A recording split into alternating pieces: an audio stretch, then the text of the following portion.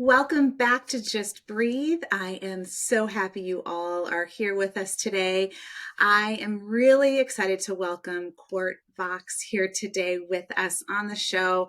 This is a conversation I've been really excited to have, and I've been looking forward to this interview. And I think all of you are really going to enjoy this. So buckle your seatbelts, get a piece of paper, start taking notes because there's good stuff. So I'm just going to start right out of the box. Why sex? Why did you choose this as your topic? And like, what made you want to hone in on this? Well, I didn't choose sex as my topic. I chose sex and intimacy as my career path. So why did I choose this? I ask myself that question sometimes because it's not an easy business to navigate. I joke sometimes like, why didn't I choose to be a breathwork specialist or a yoga practitioner? I could have walked in the world so much easier. There's still so much shame and stigma around sex, and it comes out in kind of divisive ways in running my business. More of the things that are in the back end of how I'm treated by institutions of banking and things like that. Social media, marketing, advertising, those are all things that are very challenging for me to do. Um, but that is probably for another podcast. Yeah. Yes, those are Um, the things you don't think about, right? yeah, but why did I choose this field? I really feel like I was called to this field. It wasn't something that I chose quickly. I probably spent the majority of my 30s really kind of easing into this. I have always been very sexual and very erotic. I remember my first kind of sexual experience at the age of 4 with my friend who was also 4. Um, and I remember being very active sexually in terms of like self pleasuring. And my mother was very open about self pleasuring. She just asked that we go to our room and do it in a private space. But it was never shamed. It was never talked about in a way that was like, don't do that. There was always books in my house around sex and where babies come from and how it happens, and it was always a discussion. And I think the way that I view my body and my sexuality um, is in great. I owe great respect to my mother for that.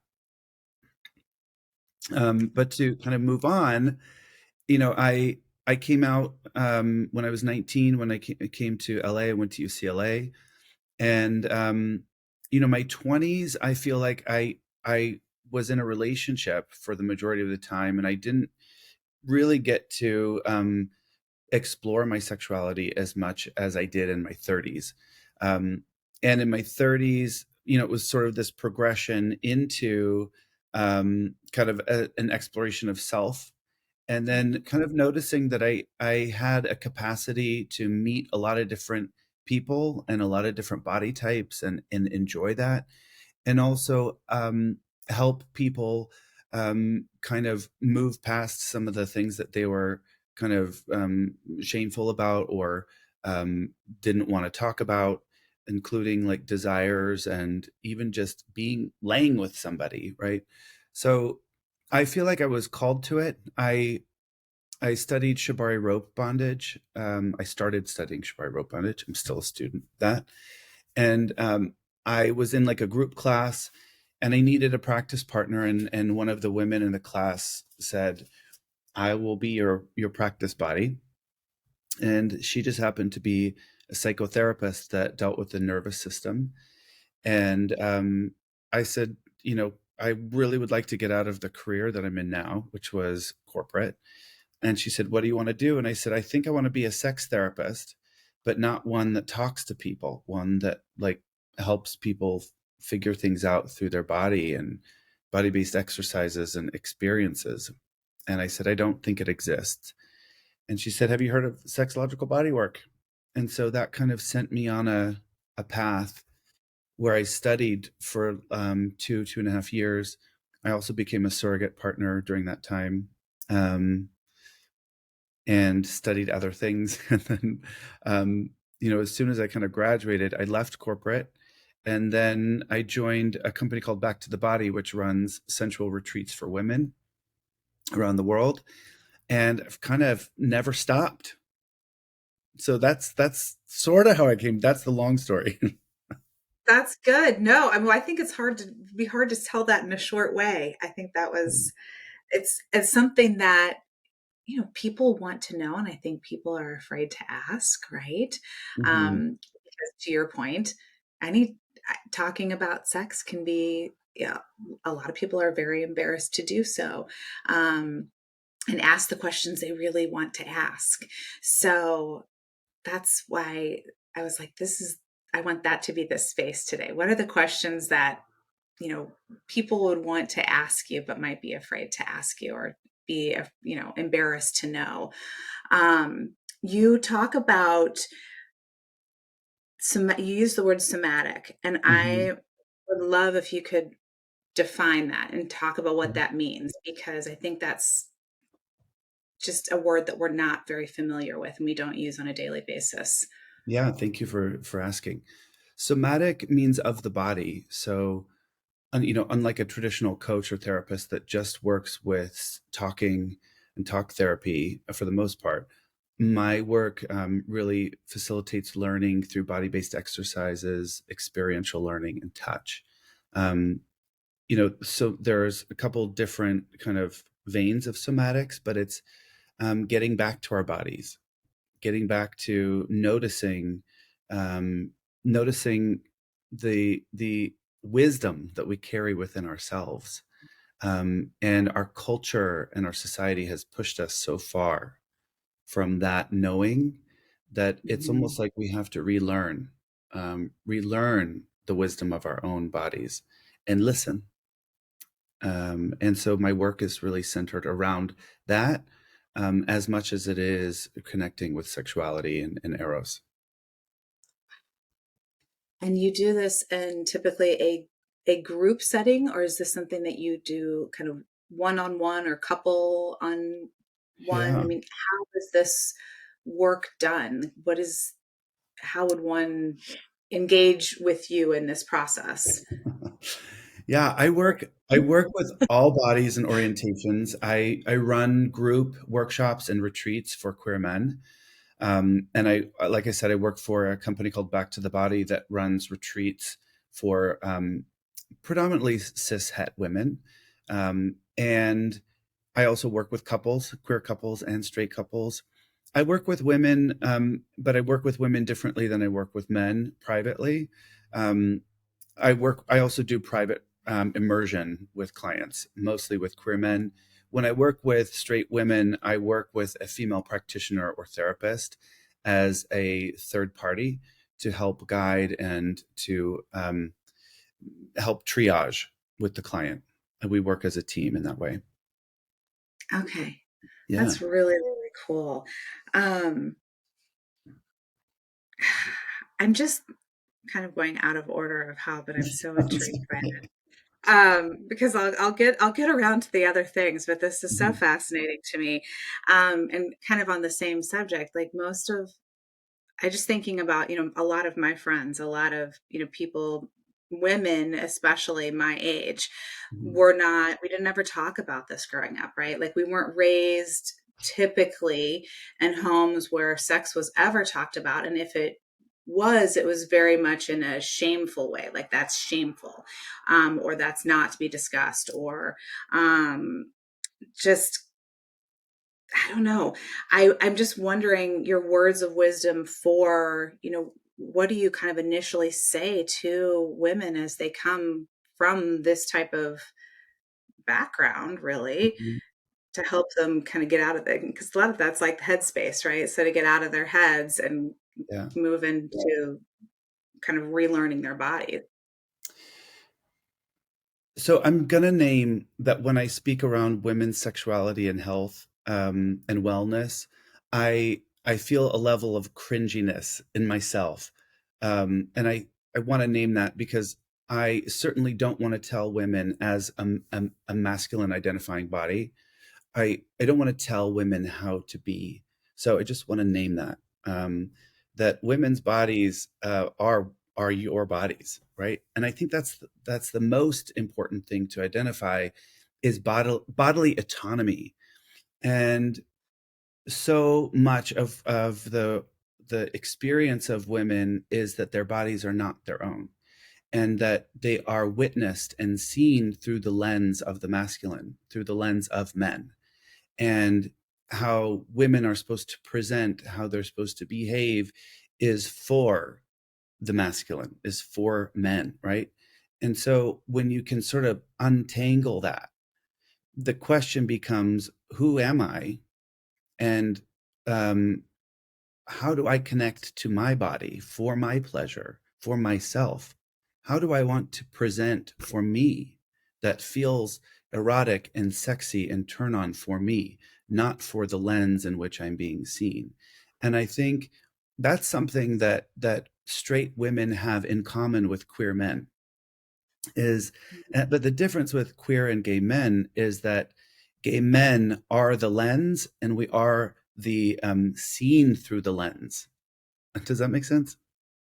Oh, yes, it does. Which Mm-hmm. is, another sort of layer, but it's sort of like we preen and groom and present and walk and talk and exercise and eat and do all these things so that we can sort of be accepted and fit into a cultural narrative of acceptance from the masculine.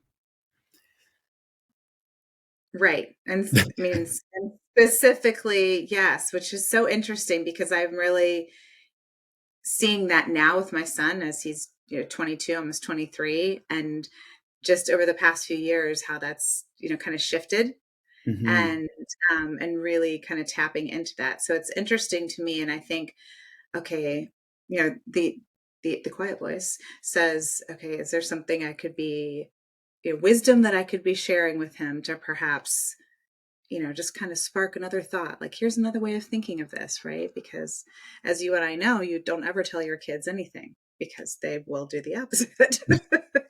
Right? I think that's always that has always been my approach with my son, who's now 19, around discussion around drugs and discussion around sex, is that I've always presented it as choices, right?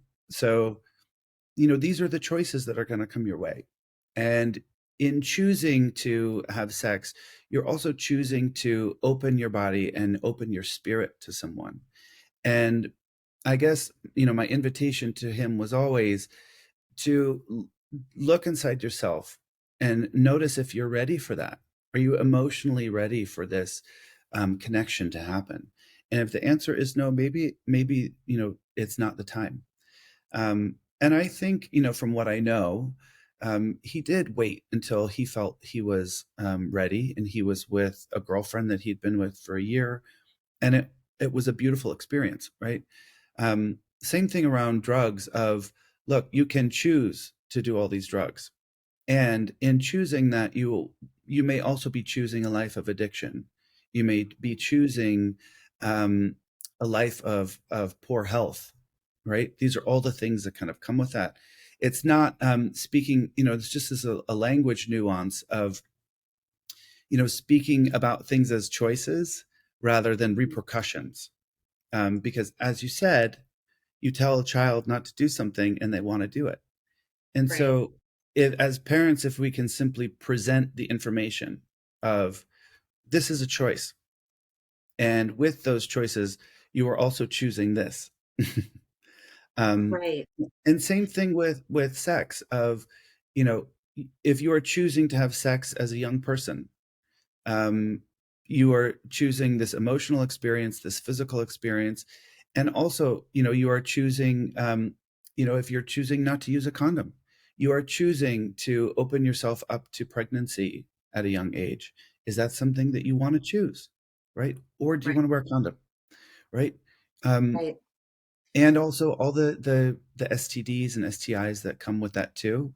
Those are like those are important conversations. Well, they are. And I think that that's something, I mean, you and I kind of twofold here. You and I touched on this before we started recording, but the things that, we wish we would have known or wish we would have, back when Mhm. we started parenting, right? So that we perhaps could have started, I know for myself specifically, started these conversations so much earlier in a way that they were conversations and not a, well, just don't do that because it's scary, or Yeah. don't do that because you could die, right? Because that's so not effective at all. And all it does is close them down and freak you out. So I think that, this is such a helpful conversation in being able to really just open up and just, even if it is uncomfortable for you, to know Mhm.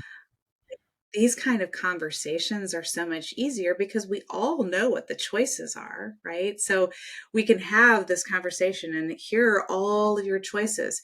Do you have questions about any of them? Do you want to know more information about any of them? Mm. Right. And I think kind of to part two of this, which is, you know, you and I were laughing. So you are a queer man parenting a, heterosexual boy, right? And I'm Yeah. that mom parenting gay kids.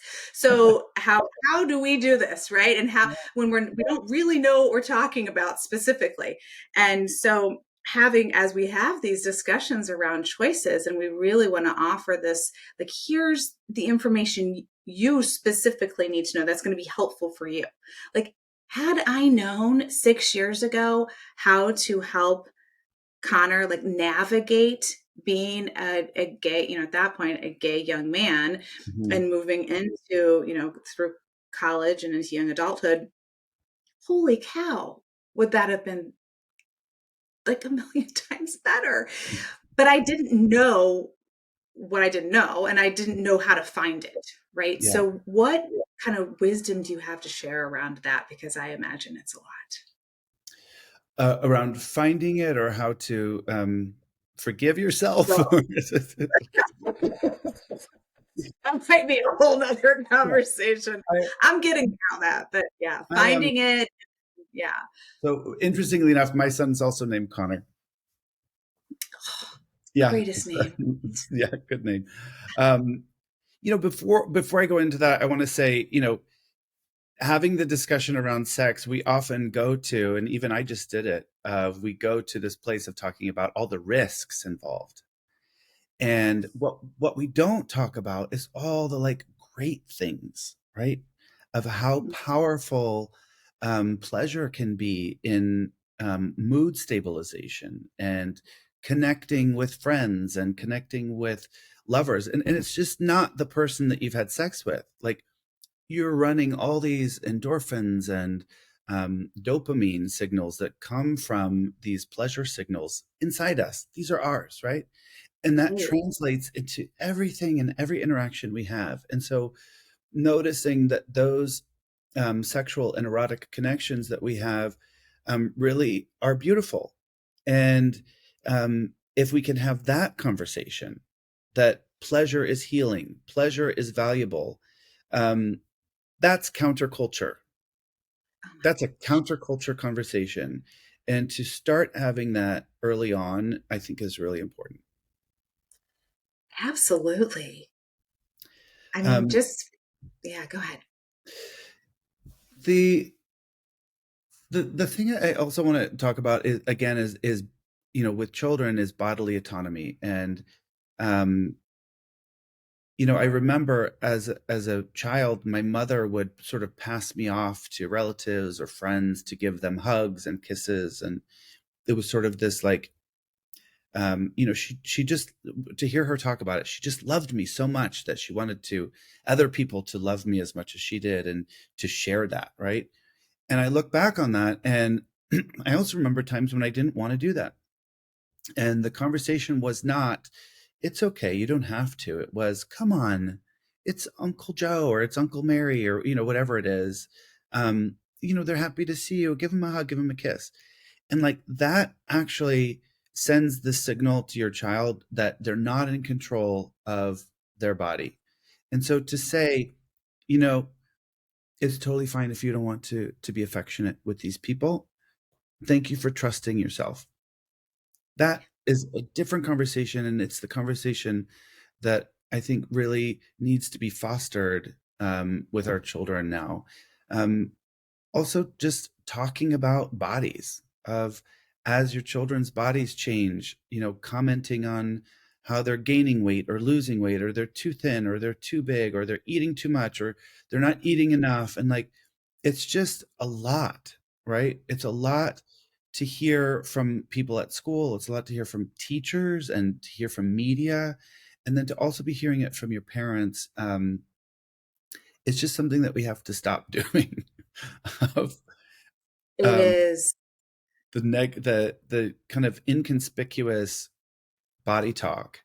And even, and this is something I look back on, as a gay man, of dealing with my own kind of body dysmorphia issues, and doing it in front of my son of, oh my gosh, I need to go back to the gym, I need to lose 5 pounds, I need to run, oh, I feel so fat, all these things. They just don't send the best messages of body acceptance and body sort of friendliness with your body. Yes.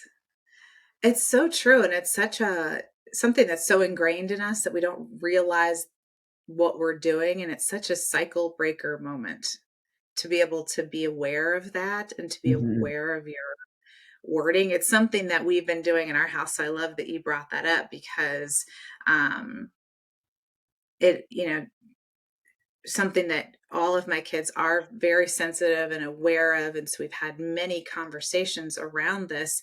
And I am 100% guilty of saying, oh my gosh, ugh, I don't like the way I look, or I feel overweight, or all the things you kind of just named. I need to get back to the gym. I Yeah.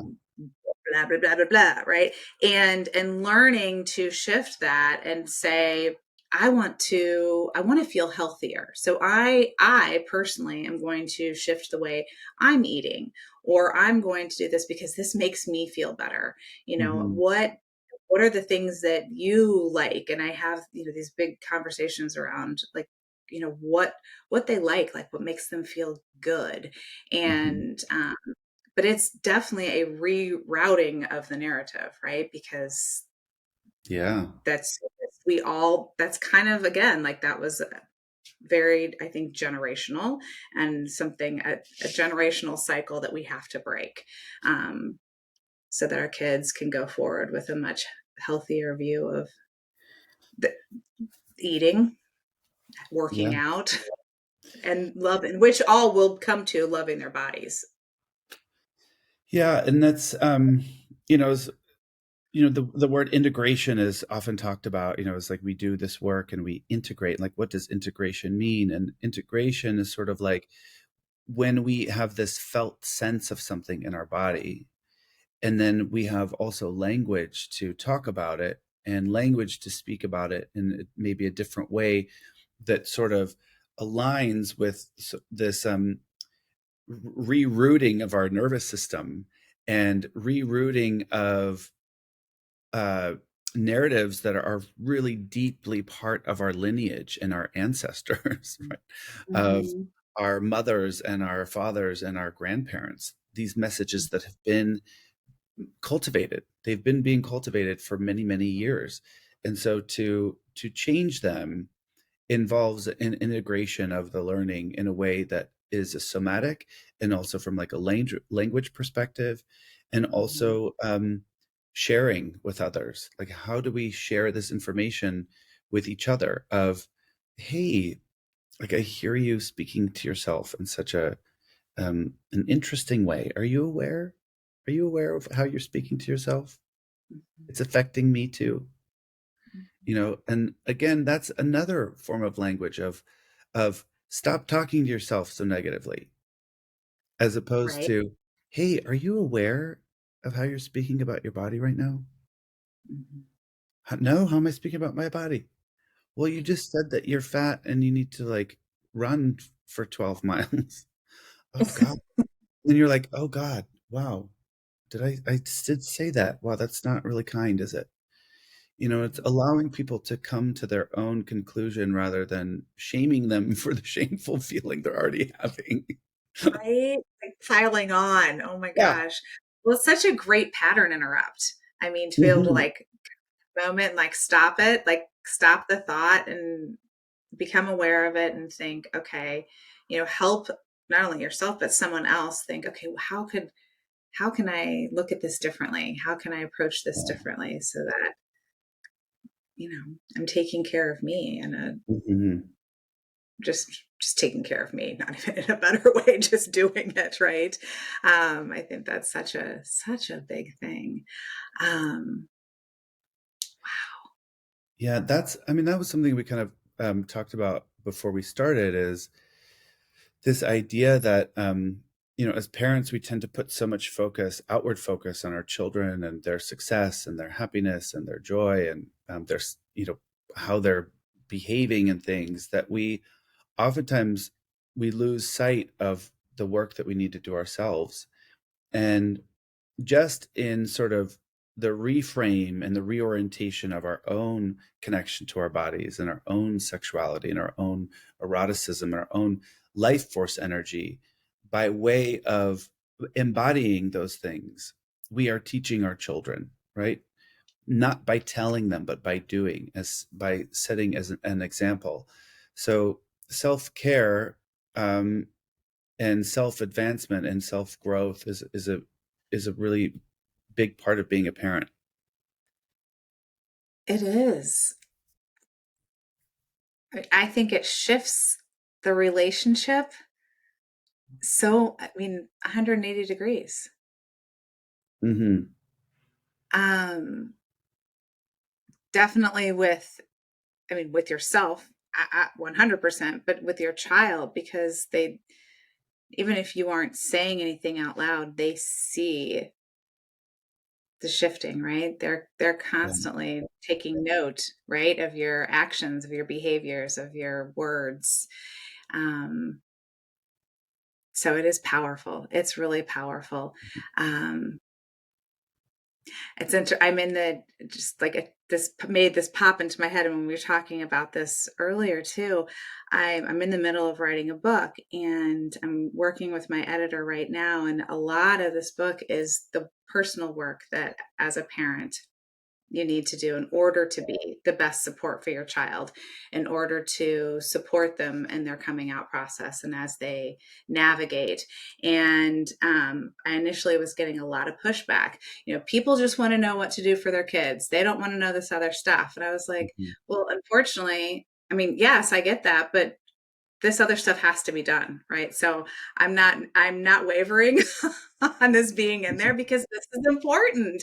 Yeah. And this was such an important, like incredibly valuable lesson that I learned that Hmm. I didn't know that I was allowed to do. Like that was mind blowing to me that I was allowed to take care of myself.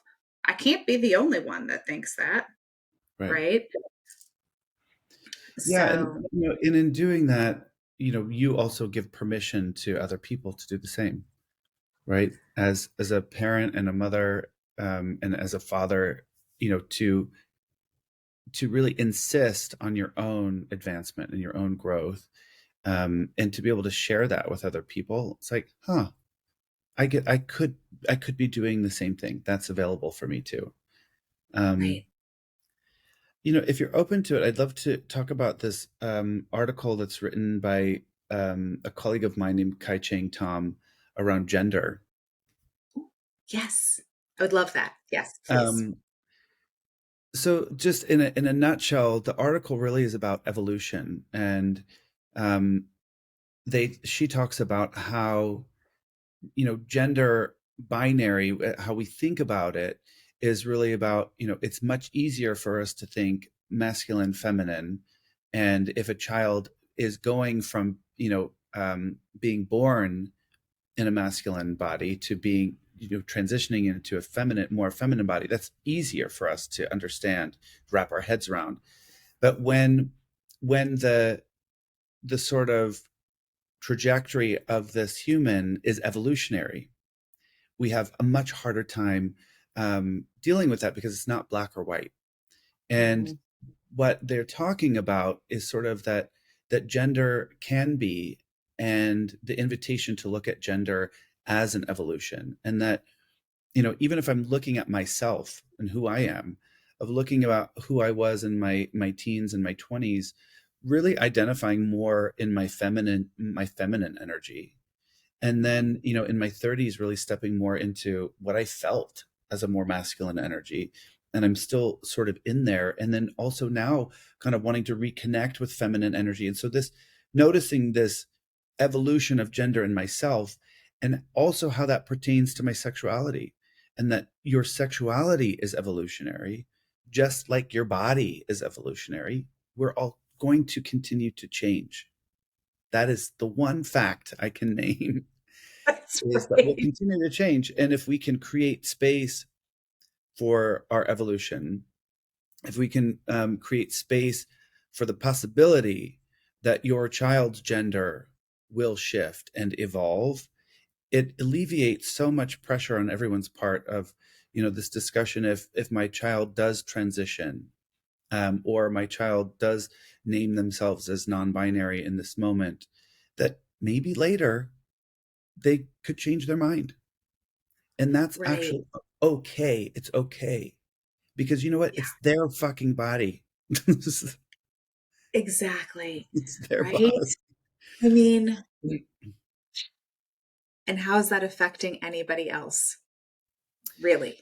Yeah, it's really how it affects other people is that it leaves people in their own discomfort. And really that's their work, not the other person's. Correct. And Correct. so, I just, yeah, go ahead. No, no, no. I was just thinking that I love that I would love to actually read this article. But I love that she was talking about the feminine and masculine energy, which I don't think a lot of people realize that we all have both, right? And so to what degree that you are kind of, I don't feel, I always kind of picture it like you're kind of, you tap into both of them. And we're all, it's on a spectrum. There's the word I was looking for. And I wonder if you could talk about that a little bit. Yeah, I mean, what she actually is proposing is a slightly different, which is that what we're able to see and feel as a culture is the binary, masculine, feminine, and we all have both.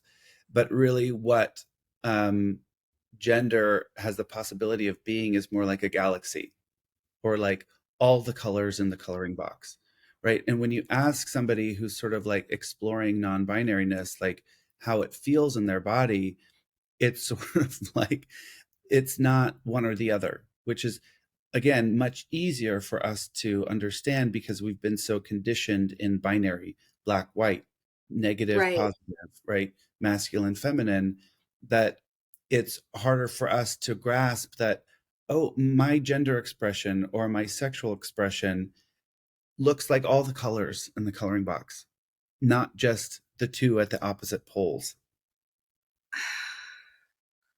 I love that. That's such a great visual because people can wrap their heads around that.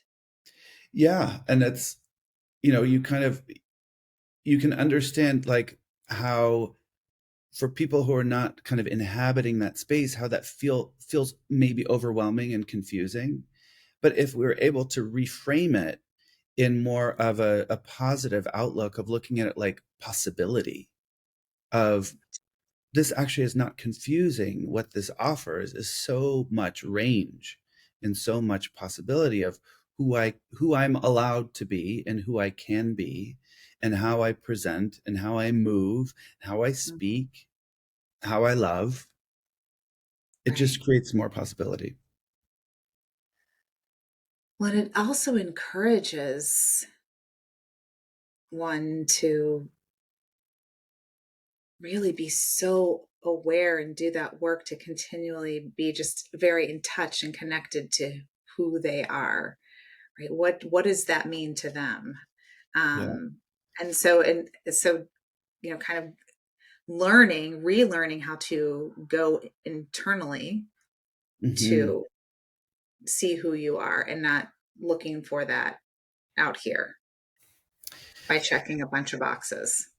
Yeah, and again, the sort of what's possible, and I'll speak from an I space, and also what's possible, what has been or become possible so for so many of my clients in exploring their erotic potential and their erotic body and erotic desires, is that what we're able to do when we are exploring in those spaces is really explore the depths of who we are as beings. Because what I've noticed is that when we're in psychotherapy, which I think is really valuable, we're up here, we're in our heads.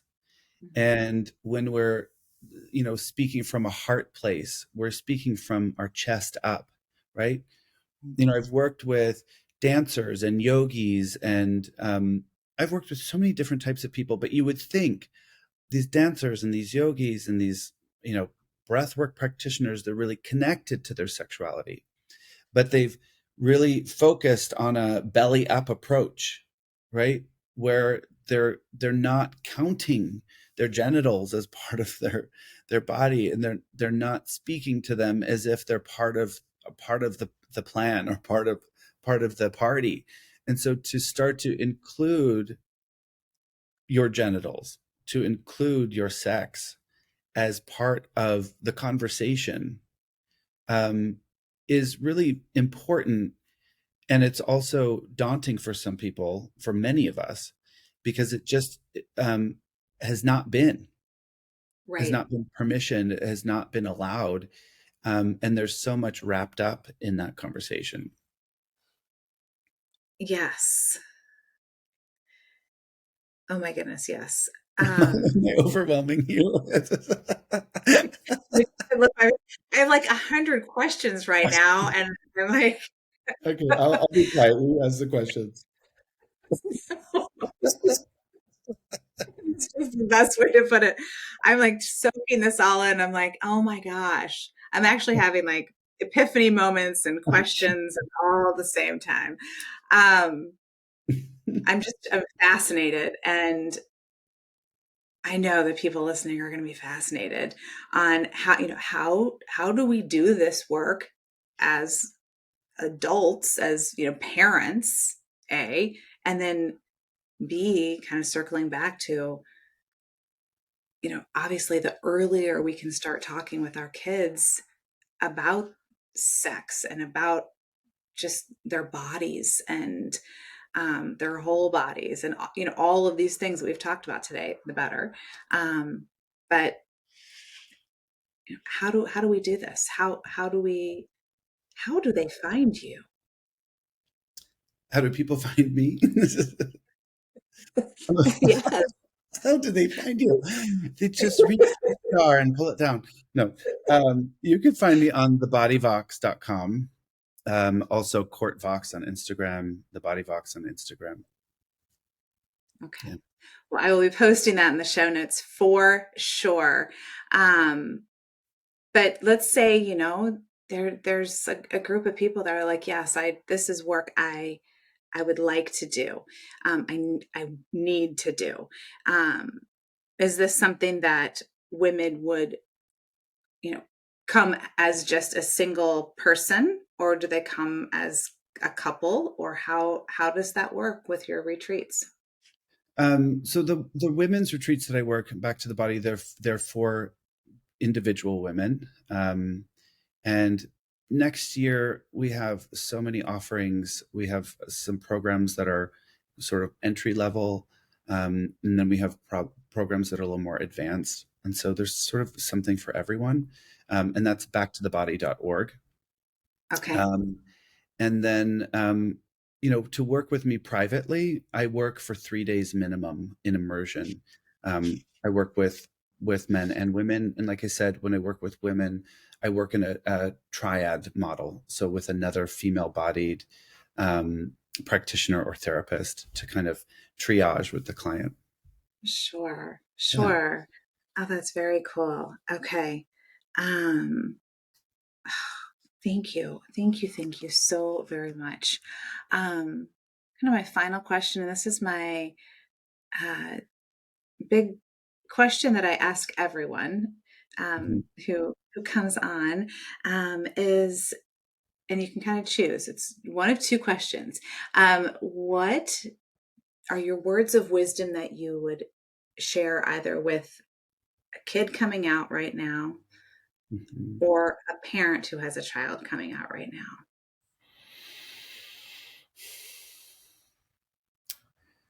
I'm going to speak to the kid coming out. I think what I'm going to say might be counterintuitive to what you might think I would say, which is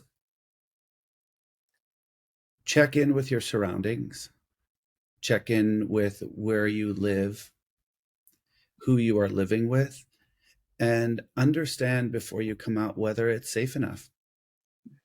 I think your people's safety, children's safety is important, and there are organizations like the Trevor Project that have hotlines for you to call, and that can be done on your own. You don't have to share that with anybody if you need support.